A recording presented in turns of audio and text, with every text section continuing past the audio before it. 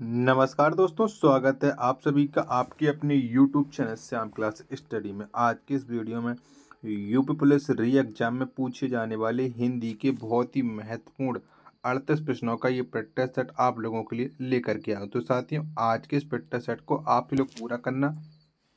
Practice set पसंद आए तो वीडियो को आप एक लाइक कर देना, और चैनल को आपने अभी तक सब्सक्राइब नहीं किया होगा तो चैनल को आप लोग जरूर सब्सक्राइब कर लेना, और इस प्रैक्टिस सेट को आप अपने सभी दोस्तों के पास जरूर शेयर कर देना जो आपके साथ इस बार यूपी पुलिस भर्ती परीक्षा री एग्जाम में सफलता पाने के लिए दिन रात मेहनत कर रहे हैं, और मैं भी आप लोगों के साथ लगातार मेहनत कर रहा हूँ। तो बस आप लोग थोड़ा सा सपोर्ट बनाए रखिएगा। आप लोग सपोर्ट करोगे तो हम आपके साथ हैं, मेहनत करने के लिए पूरे तैयार हैं। तो इस वीडियो को आप ज़्यादा से ज़्यादा लोगों के पास शेयर कीजिएगा, जिससे वो भी उस पिट्टा सेट को लगाएं और उन लोगों को भी अपनी तैयारी का पता लग पाए। पर चलिए शुरू करते हैं। तो प्रश्न संख्या निर्देश दिएगा 6-7 के लिए कि दिए गए शब्दों के पर्याय के लिए 4-4 विकल्प दिए गए, उनमें से उचित विकल्प चुनिए। तो बताओ, इनमें से मनुष्य का पर्यायवाची कौन सा हो जाएगा? यह समानार्थक शब्द। तो द्विपद, क्या द्विपद हो जाएगा? 6 का राइट आंसर है वो ऑप्शन संख्या ई इस प्रश्न का राइट आंसर हो जाएगा। अगला प्रश्न है आपके सामने, प्रश्न संख्या 7 है कि शत्रु शत्रु का क्या हो जाएगा पर्यायवाची? तो आप जानते हैं कि शत्रु का पर्यायवाची होता है अरि। 7 का राइट आंसर है ऑप्शन संख्या सी इस प्रश्न का राइट आंसर हो जाएगा 7 का। निर्देश दिया गया प्रश्न संख्या 8 और 9 के लिए कि दिए गए शब्दों के विलोम के लिए 4-4 विकल्प दिए गए हैं, उनमें से उचित विकल्प का चयन कीजिए। तो बताओ, विष का विलोम शब्द क्या होता है? तो विष विष का विलोम शब्द आपको पता है अमृत होता है। ऑप्शन संख्या बी इस प्रश्न का राइट आंसर हो जाएगा। प्रश्न संख्या 9 है आपके सामने कि आमोद प्रमोद का विलोम शब्द बताइएगा। तो आपको पता है कि आमोद प्रमोद का जो विलोम शब्द होता है वो वेदना और दुख होता है। क्या वेदना और दुख होता है? तो 9 का राइट आंसर है ऑप्शन संख्या सी इस प्रश्न का राइट आंसर हो जाएगा। प्रश्न संख्या 10 है आपके सामने कि अरे जरा इधर तो आ में कौन सा अव्यय है? तो बताओ, इसमें कौन सा अव्यय है? प्रश्न संख्या 10 का राइट आंसर क्या हो जाएगा? अरे जरा इधर तो आ, इसमें जो अव्यय हो जाएगा वो विस्मयादि बोधक हो जाएगा। क्या विस्मयादि बोधक? 10 का राइट आंसर है वो ऑप्शन संख्या सी है, वो इस प्रश्न का राइट आंसर हो जाएगा। प्रश्न संख्या 11 है आपके सामने कि निम्नलिखित में से कौन सा स्त्रीलिंग है? तो बताओ, इनमें से कौन सा शब्द है जो स्त्रीलिंग है? तो अच्छी सूचना, क्या अच्छी सूचना ये एक स्त्रीलिंग शब्द हो जाएगा। 11 का राइट आंसर है ऑप्शन संख्या बी इस प्रश्न का राइट आंसर हो जाएगा। निर्देश दिया गया प्रश्न संख्या 12-13 के लिए कि नीचे दिए गए विकल्पों में से शुद्ध वर्तनी चुनिए। यानी 12 और 13 में आपको शुद्ध वर्तनी बतानी है। तो बताओ, प्रत्युत्पन्न की वर्तनी कौन सी हो जाएगी? 12 का राइट आंसर सत्य है, तो ये हो जाएगी ऑप्शन संख्या डी वाली वर्तनी है वो सही हो जाएगी। 13 में एकाग्र, तो एकाग्र की वर्तनी कौन सी सही है? तो एकाग्र, इसकी जो सी वाली वर्तनी है एकदम सही है। 13 का राइट आंसर है ऑप्शन संख्या सी इस प्रश्न का राइट आंसर हो जाएगा। प्रश्न संख्या 14 आपके सामने कि निम्नलिखित में से कौन सा शब्द अरविंद का पर्यायवाची नहीं है? तो इनमें से एक है जो अरविंद का नहीं है, तो बताओ कौन सा नहीं है? तो मिलिंद, क्या मिलिंद जो शब्द है वो अरविंद का पर्यायवाची नहीं है। 14 का राइट आंसर है वो ऑप्शन संख्या ई इस प्रश्न का राइट आंसर हो जाएगा। प्रश्न संख्या 15 आपके सामने कि पर्यायवाची शब्द का अर्थ है। तो क्या होता है पर्यायवाची शब्द का अर्थ? तो आप जानते हैं कि पर्यायवाची का अर्थ होता है समानार्थी। क्या समानार्थी? 15 का राइट आंसर है ऑप्शन संख्या डी इस प्रश्न का राइट आंसर हो जाएगा। प्रश्न संख्या 16 आपके सामने कि यमुना का पर्यायवाची है। तो बताओ, यमुना शब्द का पर्यायवाची इनमें से कौन सा हो जाएगा? तो कालिंदी, क्या कालिंदी ये यमुना का पर्यायवाची है। जो ऑप्शन संख्या डी में लिखा है कालिंदी, यही यमुना का पर्यायवाची हो जाएगा। अगला प्रश्न है प्रश्न संख्या 17 आपके सामने कि निम्नलिखित विशेष विशेषण युग्मों में एक गलत है। तो बताओ, इनमें से कौन सा गलत है विशेष और विशेषण युग्मों में?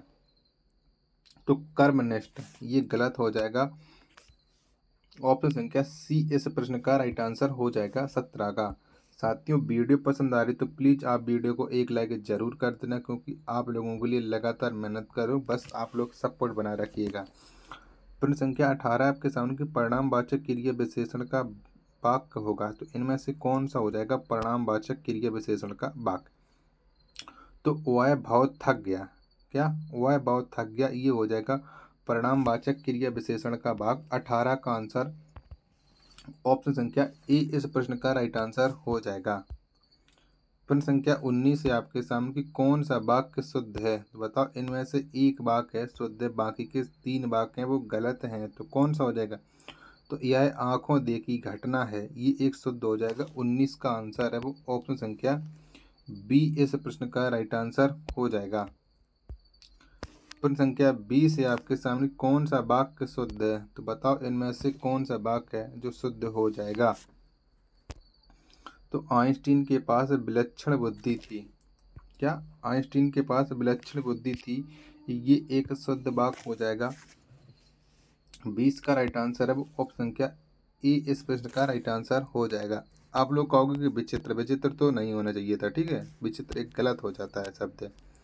प्रश्न संख्या 21 है आपके सामने कि कौन सा वाक्य शुद्ध है? तो बताओ, इनमें से कौन सा वाक्य शुद्ध, और पिछले प्रश्न में भी आप लोगों से शुद्ध ही पूछा गया था। बताओ 21 का राइट आंसर क्या हो जाएगा? तो सुरेश के लिए पत्र लिखना है, ये एक शुद्ध हो जाएगा। 21 का आंसर ऑप्शन संख्या डी इस प्रश्न का राइट आंसर हो जाएगा। प्रश्न संख्या 22 है आपके सामने के संविधान के किस अनुच्छेद के अनुसार संघ की राजभाषा और लिपि देवनागरी है? तो ये कौन से अनुच्छेद के अनुसार है? तो आप जानते कि ये अनुच्छेद 343 के अनुसार है, संघ की राजभाषा और लिपि देवनागरी। तो ऑप्शन संख्या ए इस प्रश्न का राइट आंसर हो जाएगा 22 का। प्रश्न संख्या 23 है आपके सामने कि राजभाषा अधिनियम कब पारित किया गया? तो कब आया था राजभाषा अधिनियम, ये आप लोगों को बताना है।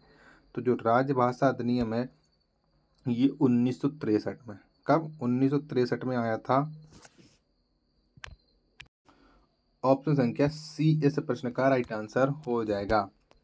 चलिए, प्रश्न संख्या 24 से आपके सामने की जो देखा नहीं जा सके वाक्य का एक शब्द इनमें से कौन सा है? तो कौन सा हो जाएगा जो देखा नहीं जा सके? तो इसके लिए जो एक शब्द होगा वो हो जाएगा अदृश्य।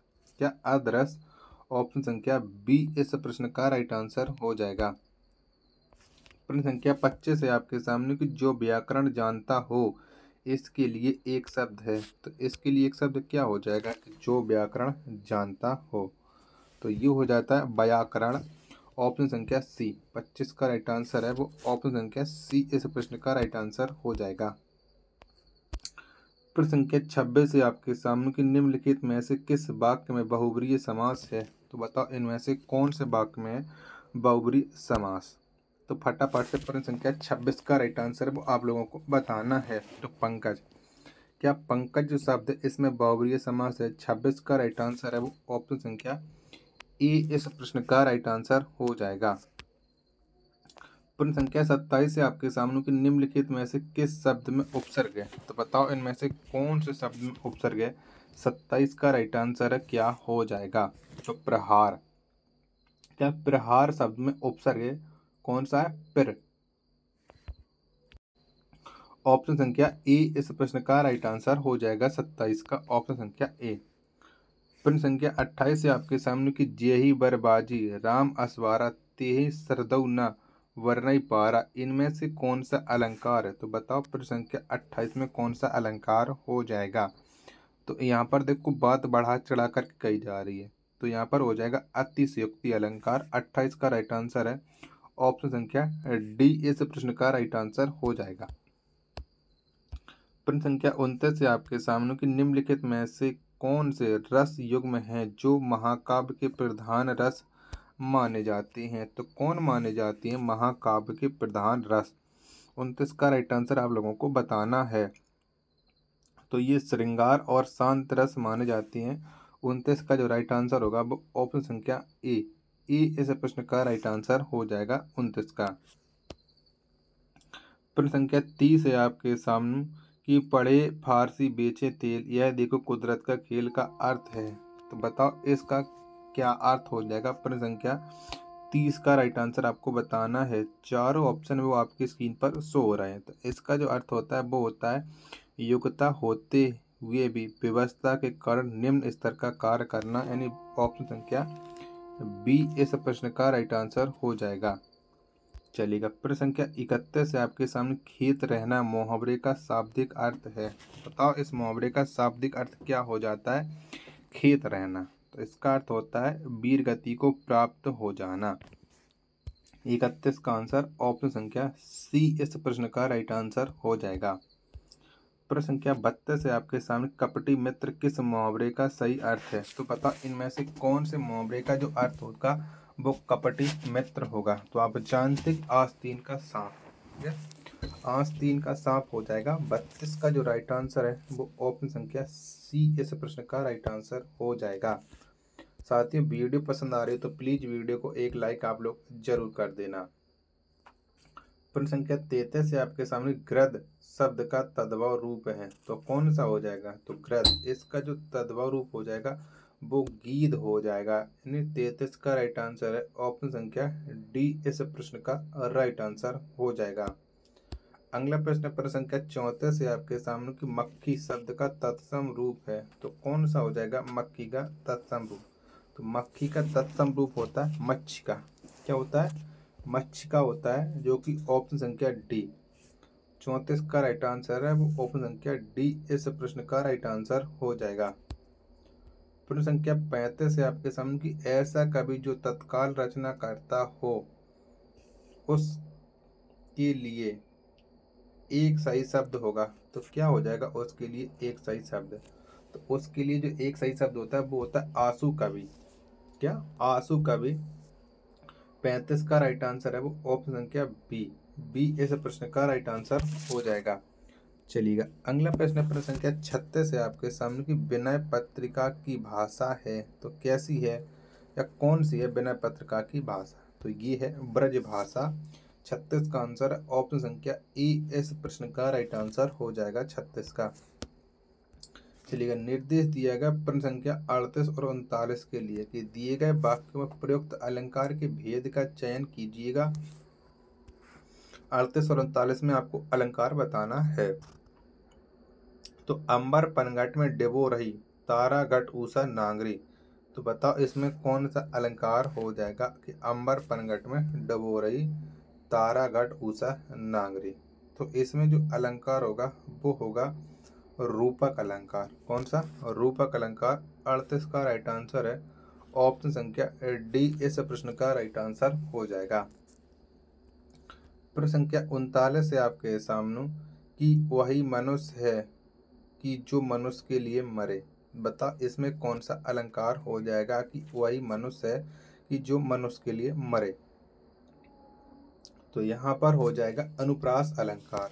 कौन सा, अनुप्रास अलंकार, क्योंकि यहाँ पर माँ वर्ण की आवृत्ति है वो ज्यादा बार हो रही है। तो ऑप्शन संख्या ए इस प्रश्न का राइट आंसर हो जाएगा। अगला प्रश्न है आपके सामने कि निम्नलिखित में से कौन सुमेलित नहीं है। तो एक तरफ दिए गए कवि और उनकी दी गई रचना है। तो बताओ इनमें से कौन सा सुमेलित नहीं है। प्रश्न संख्या 40 का राइट आंसर है वो आपको बताना है।